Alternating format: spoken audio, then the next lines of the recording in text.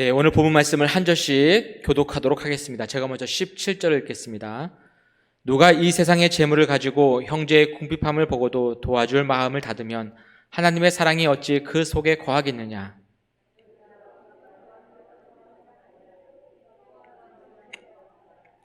이로써 우리가 진리에 속한 줄을 알고 또 우리의 마음을 주 앞에서 굳세게 하리니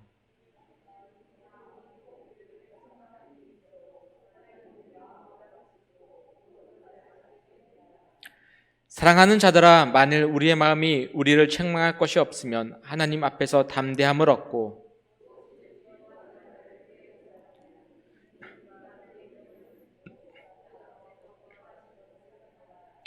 그의 계명은 이것이니 곧 그 아들 예수 그리스도의 이름을 믿고 그가 우리에게 주신 계명대로 서로 사랑할 것이니라.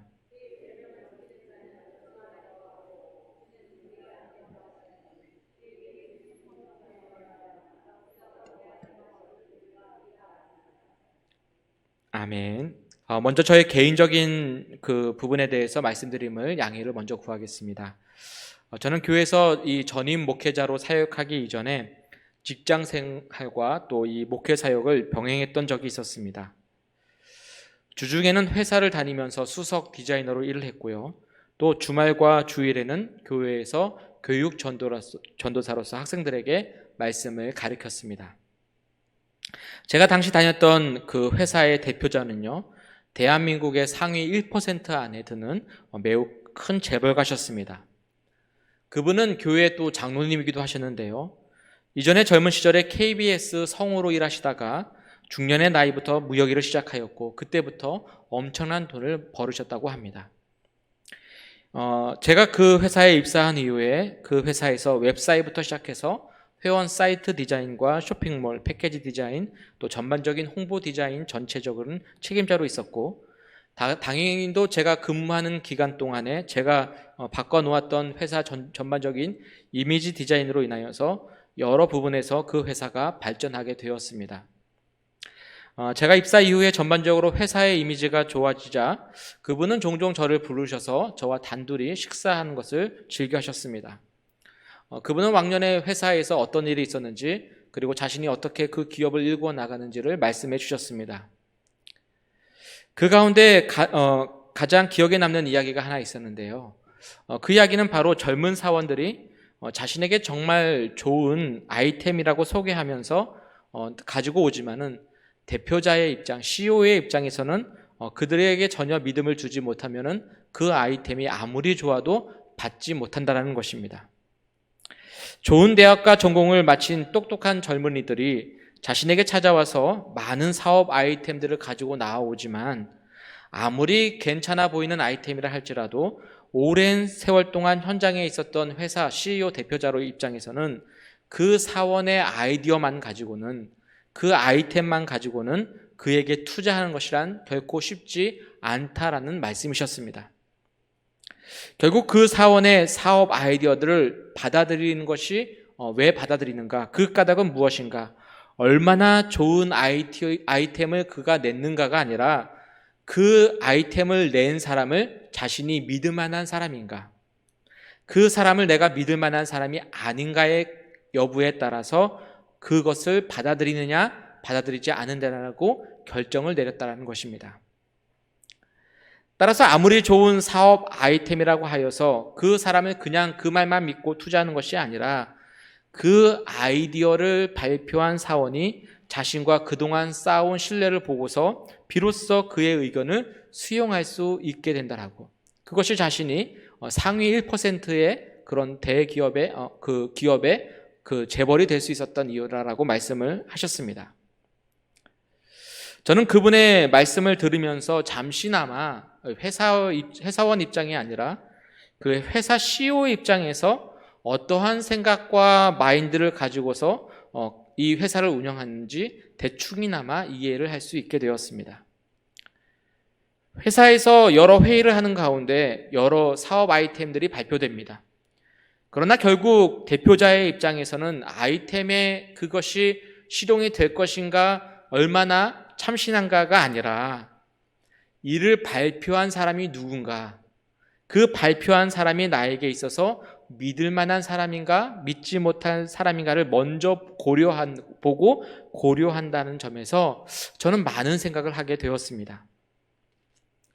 마찬가지로 모든 만물의 주인 되신 하나님의 마음에 우리가 믿음을 주었을 때, 그분께 우리가 신뢰감을 형성되었을 때 하나님이 우리를 인정해 주시는 것은 너무나 당연한 것 아니겠습니까? 우리는 주님께 기도하며 각자의 소원을 말합니다.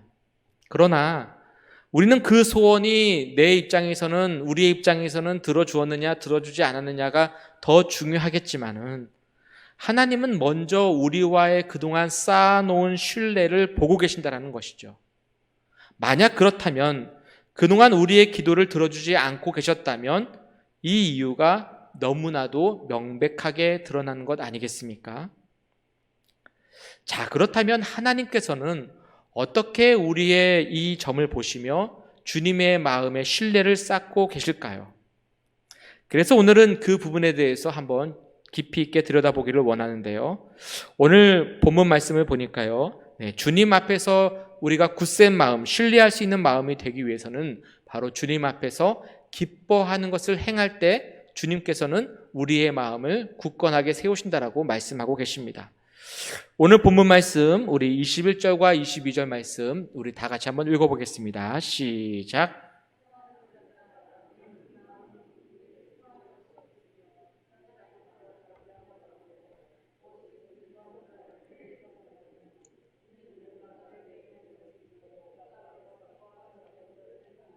아멘.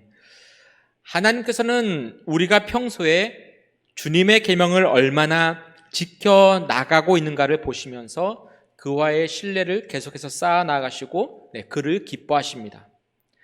즉, 주님께서는 우리가 지금 당장 기뻐하실 만한 좋은 아이템이나 능력을 갖고 있다고 해서가 아니라 주님이 그에게서 얼마나 계속해서 오랜 기간 동안 신뢰를 쌓고 있느냐가 더 중요하다는 것이죠.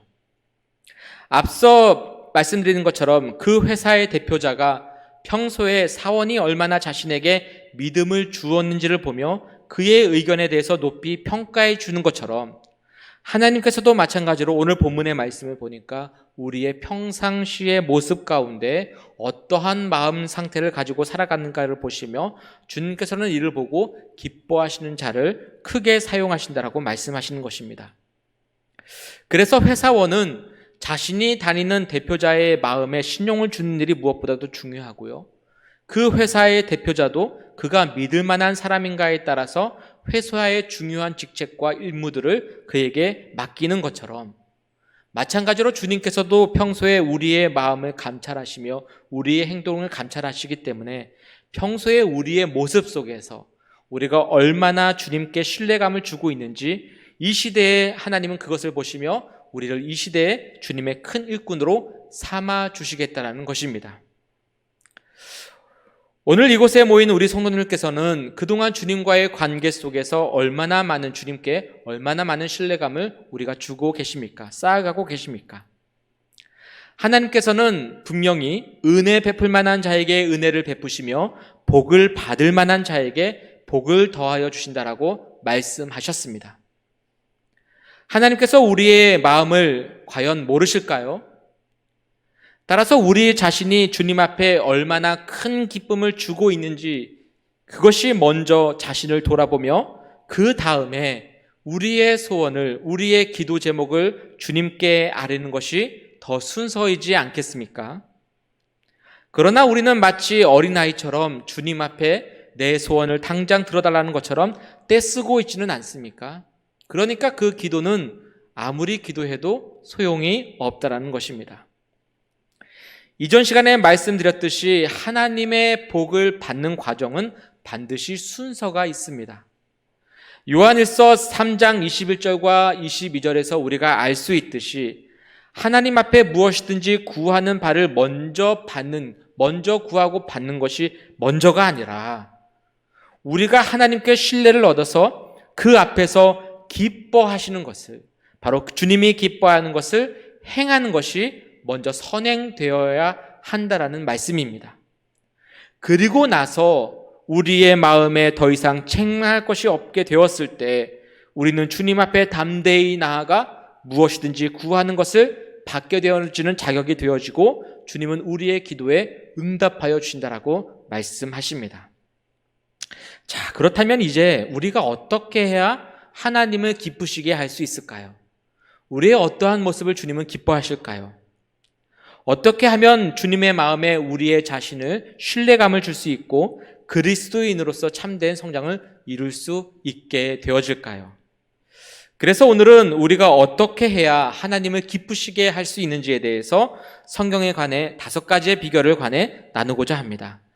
바라기는 이곳에 모인 우리 모두가 다 하나님께서 기뻐하시는 자가 되어 이 땅에서 주님께로부터 큰 복을 받으며 큰 쓰임받는 일꾼들이 되기를 주님의 이름으로 간절히 축복합니다. 첫 번째로 하나님이 기뻐하시는 것은 무엇입니까? 하나님께서 기뻐하시는 것은 우리의 겸손한 마음이라고 말씀하고 있습니다. 우리 신명기 7장 7절 말씀 다 같이 한번 읽어보겠습니다. 시작.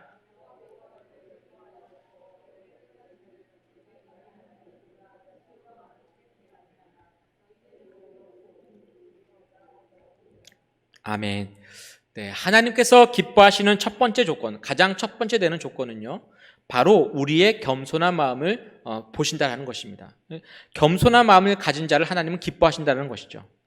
교만한 마음은 하나님을 기쁘시게 할 수 없으며 오히려 그들은 주님의 분노가, 주님의 화가, 진노가 그 아래에 놓이게 되어집니다.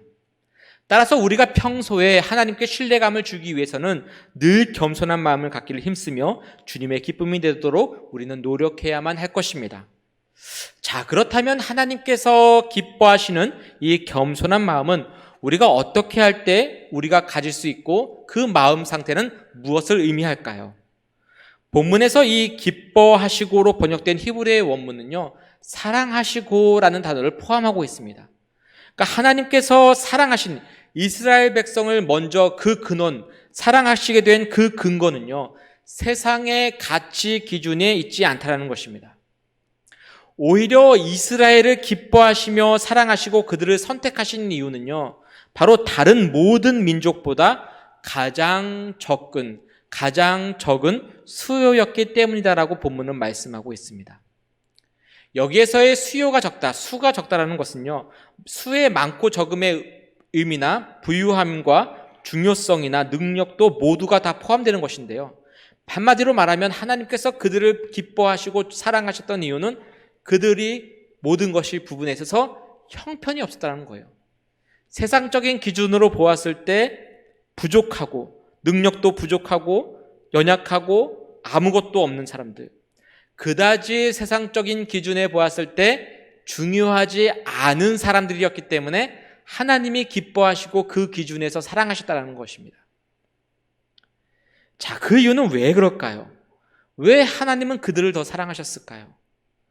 본문에는 번역되어 있지는 않지만은요, 오늘 본문에는 왜냐하면이라는 이 히브리어 접속사가 포함되어 있는데요, 이 단어에서의 의미는 무엇이냐면 하나님께서 이처럼 그 이스라엘 백성들을 기뻐하시고 사랑하신 이유, 그들을 선택하신 이유에 대해서 분명히 말씀하고 있는데요, 바로 주님께서 그들을 기뻐하신 이유, 그들을 사랑하시는 이유는요, 세상에 바라볼 때, 세상의 시선으로 바라볼 때 가장 형편없어 보였기 때문이라는 것입니다. 결국 그들의 마음 상태가 누구보다도 겸손한 상태가 되었다는 것이죠. 그렇습니다. 오늘 우리 가운데 하나님이 가장 기뻐하시고 사랑하는 사람은요, 세상적인 기준으로 바라볼 때 어쩌면 형편없는 사람일 수도 있습니다. 아무것도 아닌 존재일 수도 있다는 것이죠. 하나님께서 기뻐하시고 사랑하는 자는 먼저 그 마음이 아무것도 아님을 인정하고 겸손한 자세로 나아가는 자, 하나님은 그 마음을 보고 계신다는 것입니다. 이사야서 29장 19절을 보니까요, 겸손한 자에게 여호와로 말미암아 기쁨이 더하겠고 사람 중 가난한 자가 이스라엘의 거룩하신 이로 말미암아 즐거워하리니라고 말씀하고 있습니다. 우리가 하나님의 기쁨이 되기 위해 평소에 늘 겸손한 마음을 갖도록 우리는 노력해야 하는 자세가 매우 필요합니다.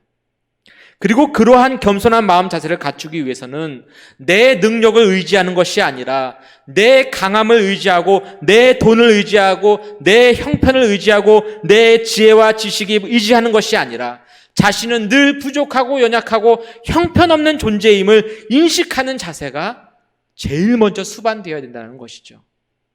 주님, 저는 형편없습니다. 저는 아무것도 아닙니다. 저는 감히 주님 앞에 나아갈 수 없는 너무나도 연약하고 부족한 그냥 죄인 중에 죄인입니다. 하나님은 그러한 자세를 보시며 우리를 기뻐하시고 사랑하시며 그에게 신뢰감을 쌓고 계신다라고 말씀하고 있는 것입니다. 바라기는 우리 모두가 다 그러한 마음 갖기를 소망합니다.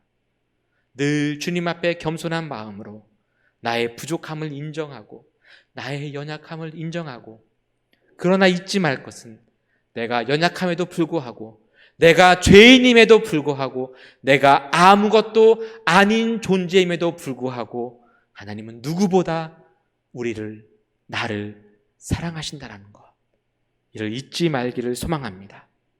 하나님은 그를 신뢰하십니다. 그리고 그를 높이 들어 써주십니다.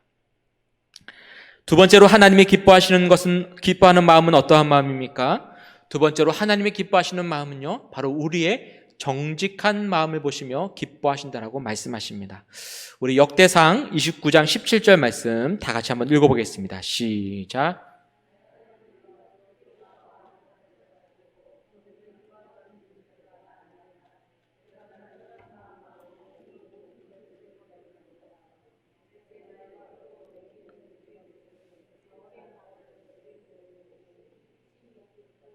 아멘. 두 번째로 하나님께서 기뻐하시며 그를 신뢰하는 자는요, 바로 그 마음의 조건이 정직한 자여야만 한다는 것입니다. 즉 우리의 마음이 누구보다 정직하게 나아갈 때 하나님은 그를 기뻐하시며 그를 사랑하시고 그의 기도를 들어주신다라고 말씀하십니다. 본절에서 하나님께서 우리의 마음을 감찰하신다라고 말씀하고 있는데요, 이 마음을 감찰한다라는 것은요, 마음을 들여다본다, 마음을 지켜본다라는 의미가 아니라요, 재련하다, 정련하다라는 의미를 포함해서요, 우리의 마음을 훈련하신다, 우리의 마음을 훈련하시고 재련하시기 위해서 동시에 시험하고 계신다라는 뜻을 가지고 있습니다. 그러니까 우리의 마음을 감찰하는 것은요, 우리가 훈련받기 위해서, 재련되기 위해서 하나님이 우리를 시험하신다라는, 우리의 마음을 시험하신다라는 의미인 것입니다. 그렇다면 우리 주님은 어떠한 방법으로 우리를 시험하시며 우리의 마음을 시험하시며 우리를 어떻게 그렇게 훈련하실까요? 바로 모든 일에 있어 우리의 마음에 정직한가 아니면 우리의 마음이 정직하지 아니한가, 거짓된가를 시험하고 계신다라는 오늘 본문의 내용이 바로 그런 내용인 것입니다. 본문에서 정직으로 번역된 히브리어의 의미가요, 재판에서 공정하다, 합법적으로 행한다라는 의미인데요, 이는 도덕적으로 옳은 상태를 공정하고 합법적으로 행하고 있는 마음 상태와 그 자세를 뜻하고 있는 것입니다. 자, 그러면 우리의 이 정직한 마음은 무엇이고 또한 정직하지 못한 상태는 어떠한 상태를 얘기할까요? 우리가 평소에 거짓말을 많이 하면은 그 자가 정직하지 못한 자가 될까요? 성경은 그렇게 말씀하고 계시지 않습니다. 하나님께서 우리의 마음을 시험하시는데요, 정직한가 정직하지 않는가를 시험하고 계신데 언제 정직한지 않는가를 시험하시느냐? 바로 하나님의 모든 기준에서 내 마음의 기준 상태가 있는가, 아니면 내 자신이 그 기준의 상태에서 모든 것을 판단하고 있는가, 이걸 보신다는 거예요. 단순히 내가 거짓말을 한다고 해서 정직하지 않는 게 아니라 모든 기준이 나인가 하나님인가를 본다는 것이죠. 하나님의 입장에서 내가 지금 판단하고 모든 사물을 바라보고 있는가, 아니면 모든 것을 내 기준에서 바라보며 스스로가 판단하고 있는가. 하나님은 그것을 정직하지 않다라고 말씀하는 것입니다. 내 기준에서 모든 것을 판단한다라는 의미는요, 내가 좋아하는 사람, 내 편인 사람 입장에서 공정하지 못한 마음 상태로 모든 것을 바라보는 그러한 마음 상태가 의미하는 것이 되어집니다. 대표적인 예가 바로 구약의 엘리 제사장이 있었죠. 이 엘리 제사장은 다른 사람보다 두 아들에 대해서는 매우 항상 관대하였습니다. 그래서 그 두 아들의 죄를 지었을 때에도 다른 사람에 비해서 공평하게 재판하지 않았습니다. 결국에 하나님은 이 엘리의 마음이 정직하지 않음을 보셨다고 말씀하시며 이 두 아들을 한날 한시에 사망케 하셨습니다. 다윗 왕도 마찬가지였습니다. 그는 자녀들에게 이스라엘의 왕으로서, 자신의 이스라엘 왕으로서 오히려 자녀들에게 더 공평하게 모든 것에 대해서 재판해야만 했습니다. 그러나 자녀가 죄를 범하였음에도 불구하고, 살인을 저질렀음에도 불구하고 어떠한 형벌도 내리지 않았습니다. 그 결과 어떻게 되었습니까? 그의 아들들은 왕권을 놓고 대부분 불행한 결말을 맞게 되었고요. 특히 누구보다도 외모가 뛰어났고 유능했던 바로 셋째 아들 압살롬, 바로 다윗이 그토록 사랑해서 감싸주고 그 모든 죄 허물을 다 덮어주었던 그 압살롬이 다윗의 장자인 자신의 형제 암몬을 죽였고요. 아버지마저도 몰아내기 위해서 결국에는 몰아내려 하다가 결국에 그 아들마저 불행한 죽음을 당하게 되어집니다. 우리나라의 말에 팔은 안으로 굽는다라는 말이 있습니다. 자기와 가까운 사람에게 우리가 더 정이 쏠리는 것은 너무나도 당연한 이치입니다. 그러나 하나님께서 기뻐하시는 바로 이 정직한 마음은요, 내가 기준이 아니라, 내 상황과 내 형편의 기준이 되는 것이 아니라 모든 것이 판단은 하나님의 말씀의 기준이 되어야 된다는 거예요. 성경의 말씀의 기준에서 내가 모든 것을 생각하고 판단하려는 그러한 마음가짐, 하나님의 말씀의 기준에서 내가 모든 것을 바라보려는 그러한 마음가짐을 뜻하는 것이 바로 정직한, 주님께서 원하시는 정직한 마음인 것입니다. 내가 좋아하는 사람의 편에 서는 것이 아니라 하나님의 공평한 재판 밑에 모든 것을 맡기는 마음 자세가 바로 정직한 마음의 초석이 되는 것입니다. 생각해 보십시오. 오늘 우리가 가장 관대하게 대하는 사람은 누구일까요? 결국 우리는 자기 자신에 대해서 가장 관대하지 않습니까? 그래서 우리는 자신의 유익을 위하여 타인에게 거짓말을 하여도 전혀 양심의 가책을 가지지 않습니다. 내 유익을 위해서 다른 사람에게 해를 가한다 할지라도, 불이익을 준다 할지라도 아무런 거리낌도 가지지 않습니다. 그러한 자들은 바로 하나님 앞에 기쁨을 줄 수 없는 자이며, 그 마음은 점점 하나님의 말씀에 서는 것이 아니라 양심에 굳어져가 하나님의 결국 분노 아래 놓이는 자, 화인받는 자의 마음이 되고 말 것입니다. 따라서 하나님께서 기뻐하시는 정직한 자의 마음은 자기를 비롯해서 모든 사람들에게 항상 하나님의 말씀으로, 공평한 마음으로, 그 공평한 기준으로 바라보는 자들입니다. 자신의 유익과 자신에 속한 공동체의 이득을 위하여 다른 사람의 것을 탐하지 아니하고 빼앗지 않는 자, 늘 하나님의 계명 안에서 살아가는 자, 그러한 마음의 상태인 자가 바로 주님께서 기뻐하시는 정직한 자의 마음이며, 주님은 그들을 통하여서 이 시대에 위대한 놀라운 복과 함께 위대하게 사용하여 주실 것입니다. 자, 세 번째로 하나님께서 기뻐하시는 마음은 어떠한 마음일까요? 세 번째로 하나님이 기뻐하시는 마음은 주님을 경외하며 인자하심을 바라는 마음이 되어집니다. 시편 147편 11절 말씀 우리 다 같이 한번 읽어보겠습니다. 시작.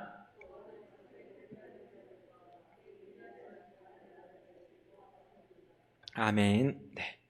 겸손한 마음을 가진 자는 자신의 부족함을 늘 기억하고 있습니다. 그래서 그들은요, 나의 부족함을 알기 때문에 나를 기준으로 삼을까요? 전혀 그렇지 않죠. 나는 연약하고 부족하기 때문에 내가 기준이 될 수가 없는 것입니다. 따라서 그 삶의 주인을 주님으로 삼으려는 마음을 갖게 되어지고요. 바로 그 마음은 앞서서 말씀드렸듯이 그 마음이 바로 정직한 자의 마음이 되어집니다.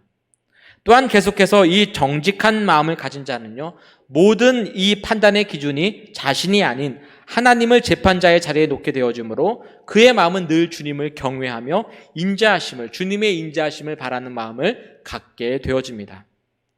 다시 바꾸어 말씀을 드리자면은 바로 하나님을 경외하며 인자하심을 바라는 마음은요, 그 시작이 그 마음의 정직한 마음을 갖고 있는 증표가 되어지고요.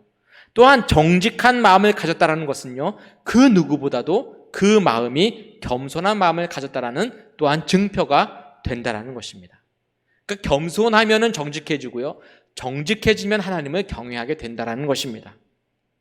따라서 겸손하지 못하고 교만한 자들은요, 자신의 삶의 주인을 자기 자신으로 삼고 있기 때문에 그 마음은 전혀 올바르지 못하고 정직하지 못합니다. 편애하고 있죠. 그 마음은 따라서 결코 하나님을 경외할 수 없으며 하나님의 인자하심을 또한 바라지 않게 되는 것입니다. 이처럼 하나님께서 기뻐하시는 마음을 소유하는 자는 주님을 경외하며 그의 인자하심을 바라는 자가 되어집니다. 이 본문에서 경외하는 자를 문자적으로 번역하면요, 하나님을 두려워하는 자, 하나님을 무서워하고 떠는 자를 의미하게 되어집니다. 그리고 이 하나님을 두려워한다는 뜻은 하나님의 위엄과 권능과 그 심판을 늘 인식하며 늘 주님 앞에서 살아가는 마음의 자세, 바로 코람데오의 자세로 신앙생활하는 자들이 되는 것입니다. 그런데 오늘날 수많은 그리스도인들은 마치 하나님을 나의 친구인 것처럼 생각하는 가운데 주님에 대해서 그 마음을 너무나도 쉽게 바라보고 있는 경향이 있게 되어집니다. 손주를 귀여워하면은 할아버지의 수염을 잡아당기며 할아버지를 놀린다라는 말이 있습니다. 사실 이러한 상태가 오늘날 우리 그리스도인들의 마음 상태는 아닙니까? 즉, 늘 우리가 주님의 위주로서 자신을 맞추면서 신앙생활하기보다는 오히려 나를 기준으로 하여 주님께서 나를 위해 모든 것을 맞추어 나가시도록 그러한 마음 자세로 우리가 주님을 섬기고 있지는 않습니까? 그러한 자들은 결코 주님 앞에 주님을 내가 경외하고 있습니다라고 말할 수 없게 될 것입니다. 내가 하고 싶은 대로 다 하며 살면서 어떻게 우리가 하나님 앞에 하나님을 경외합니다라고 말할 수 있겠습니까? 또한 하나님을 경외하지 않는 자들은 주님의 인자하심을 그들은 결코 구할 수 없게 되어집니다. 어찌 우리가 두렵지 않은 대상에게 어떻게 자신을 향하여 인자한 마음을 갖게 해달라고 기도할 수 있고 바랄 수 있겠습니까? 하나님께서 기뻐하시는 마음은 어떠한 마음입니까? 자신의 능력이나 힘 등을 의지하지 아니하고 하나님의 자비하심에 자신을 구원하도록 하나님의 자비하심으로 말미암아 자신을 보호하도록 늘 기도하며 그것을 소망하며 그것을 간절히 기다리는 자들이고 하나님은 그들의 마음을 감찰하시며 그들에게 인자하심을 더하여 주신다라고 약속하시는 것입니다. 하나님은 아무나 인자한 하나님이 아니십니다. 그 마음의 두려움과 떨림으로 하나님을 전적으로 나의 주인 삼은 자, 하나님은 그러한 자들에게 그 인자한 빛을 돌리지 아니하시고 그들에게 인자한 마음으로 대하여 주신다라는 것입니다. 자, 네 번째로 하나님이 기뻐하는 마음은 어떠한 마음일까요? 하나님께서 기뻐하시는 마음은요, 바로 마음에서 시작되는 영적 예배를 드리는 자가 하나님이 기뻐하는 자가 되어집니다. 우리 로마서 12장 1절 말씀 다 같이 한번 읽어보겠습니다. 시작.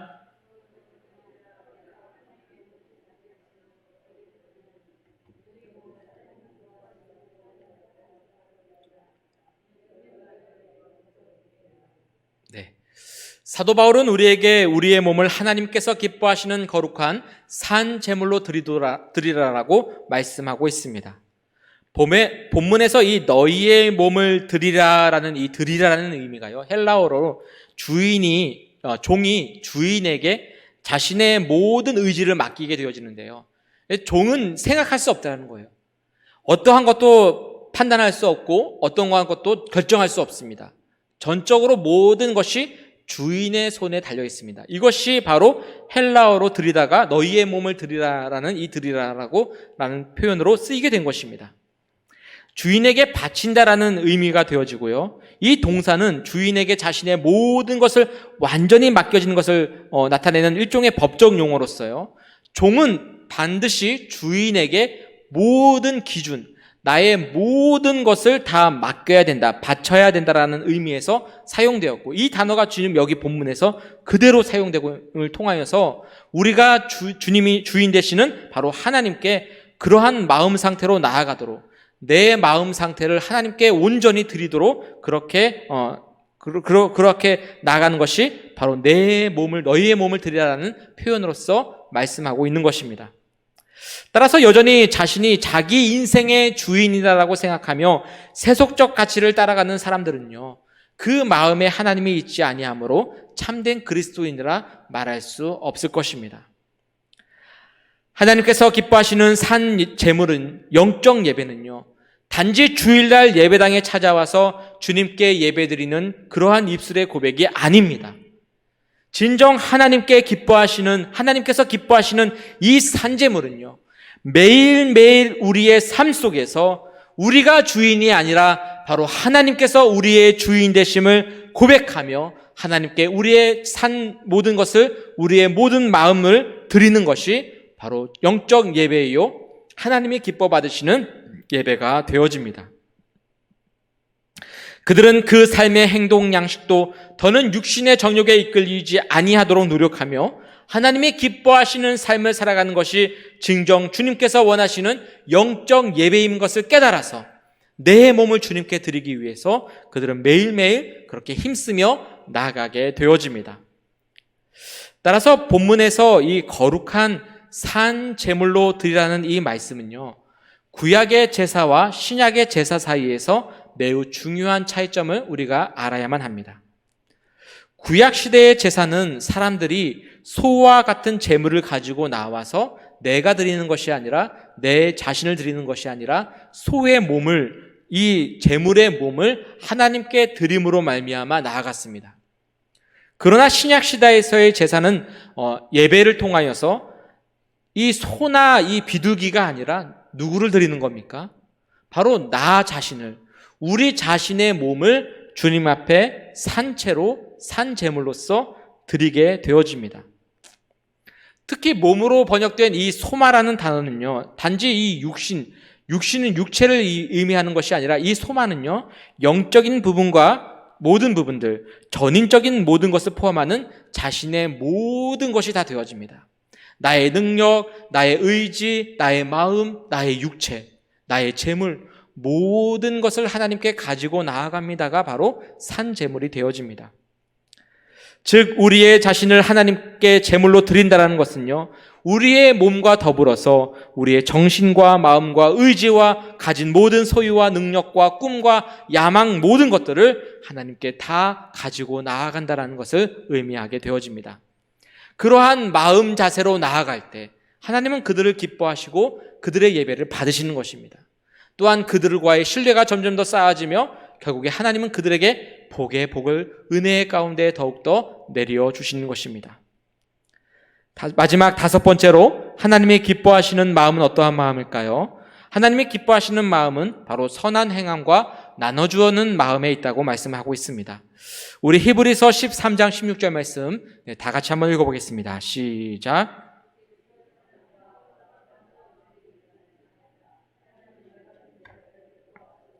네, 아멘.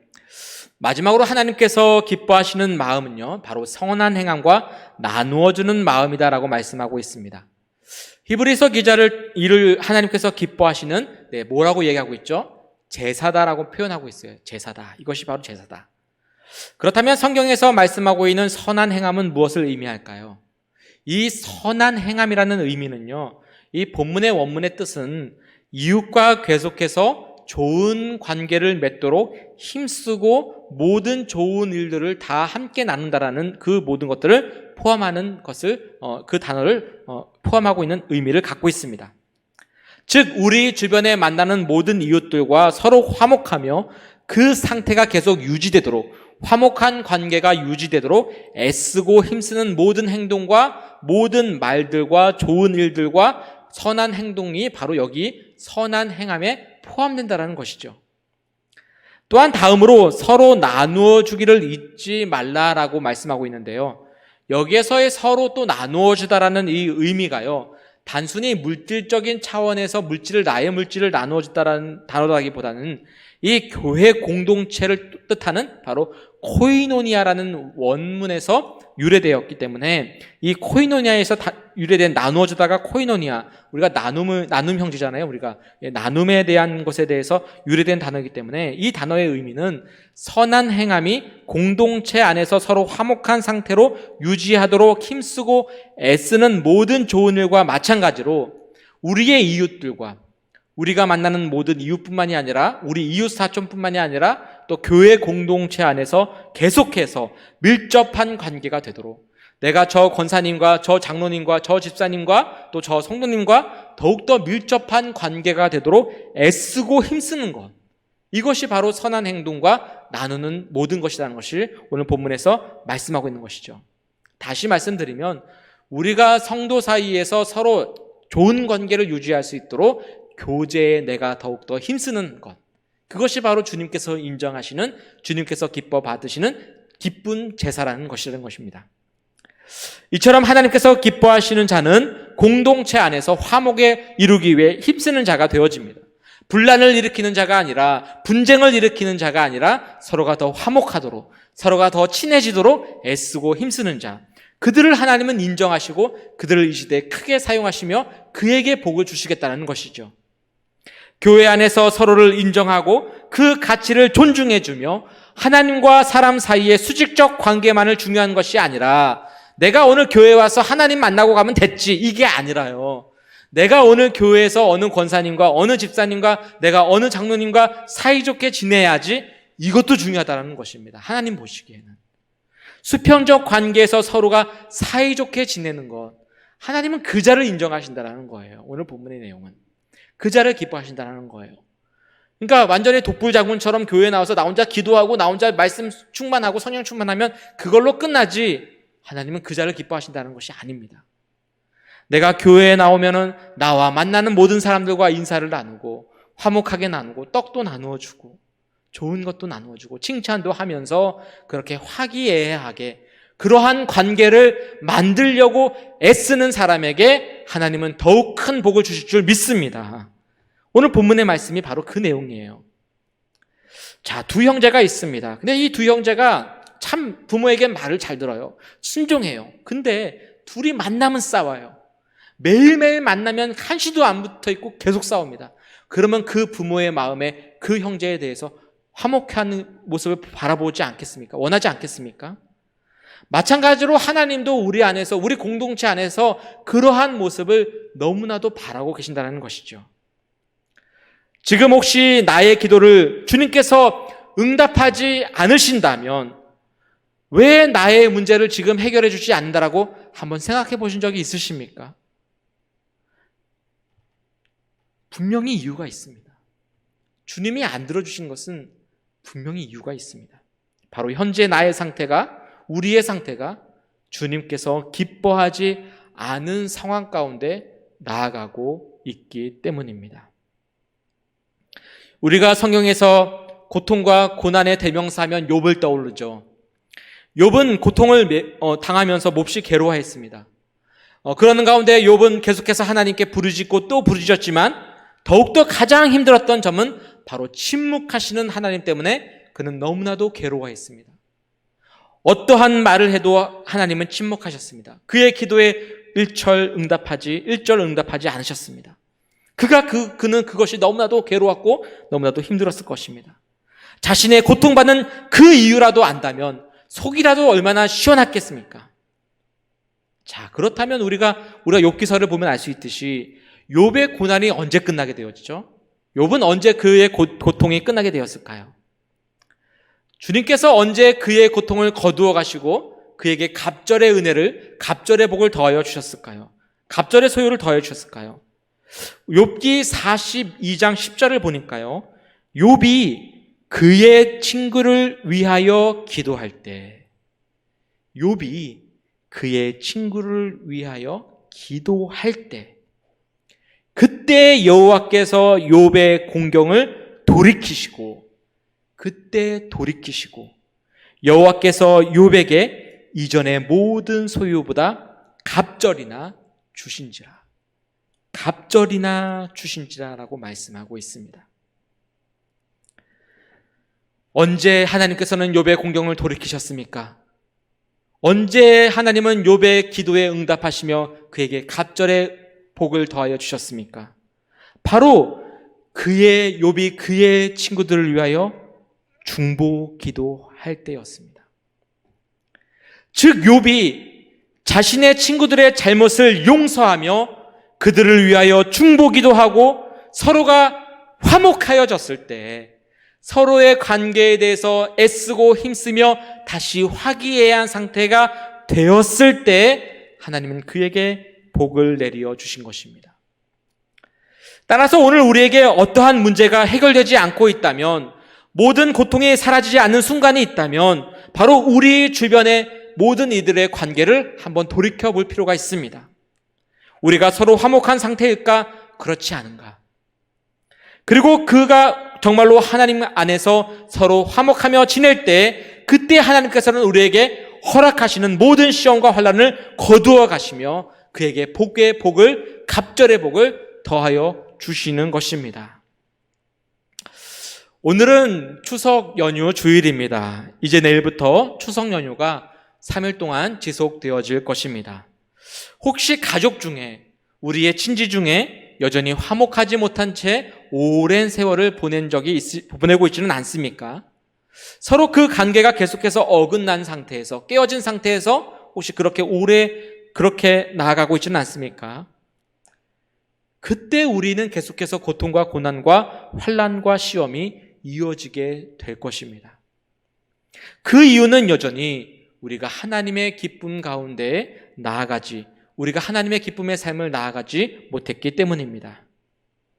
바라기는 이번 추석 연휴를 보내는 가운데 내 마음속에 있는 분노와 내 마음속에 있는 억울함을 잠시 내려놓고, 우리가 그리스도인으로서 우리 예수님께서 나를 위하여 십자가 지시며 예수님과 우리와 하나님과 우리의 사이를 더욱더 화목하게 하신 그 예수님처럼 우리가 주님을 닮아가 우리의 모든 어긋났던 관계들을 다시 우리로 말미암아 회복되어지기를 주님의 이름으로 간절히 축복합니다. 또한 이를 위하여 힘쓰고 기도하며 또한 그리스도의 향기를 바라며 나아갈 때 주님이 우리에게 복의 복을, 갑절의 복을 더하심을, 우리의 모든 고통을 돌이키시며 거두어 가심을 오늘 본문 말씀을 잊지 마시고 그렇게 나아가는 모든 가정이 더욱더 화목해지시기를 이 시간 주님의 이름으로 간절히 축복합니다.